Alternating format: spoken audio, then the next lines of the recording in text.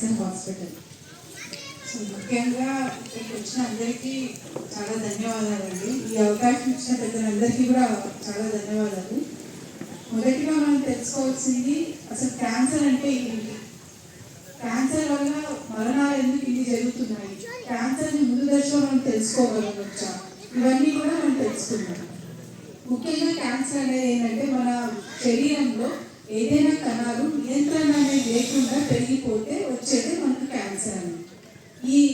ఈ కణాలు అనేవి మనకి ఎక్కడైనా రావచ్చు, మగవాళ్ళు రావచ్చు, ఆడవాళ్ళు రావచ్చు, ఏ శరీర భాగంలో మనకి క్యాన్సర్ కణాలు అనేది నియంత్రణ అనేది లేకుండా పెరిగిపోవడంతో మనకు ఈ క్యాన్సర్ అనేది మనకు వస్తుంది. సో మనం ఈ క్యాన్సర్ని ఎందుకు ఇంతగా భయపడుతున్నాము అంటే, ఇదివరకు మనకి ఎలా ఉండేదంటే క్యాన్సర్ అంటే మనకు మరణం అనే ఒక అపోహ ఉండేది. కానీ ఇప్పుడు అలా కాదు.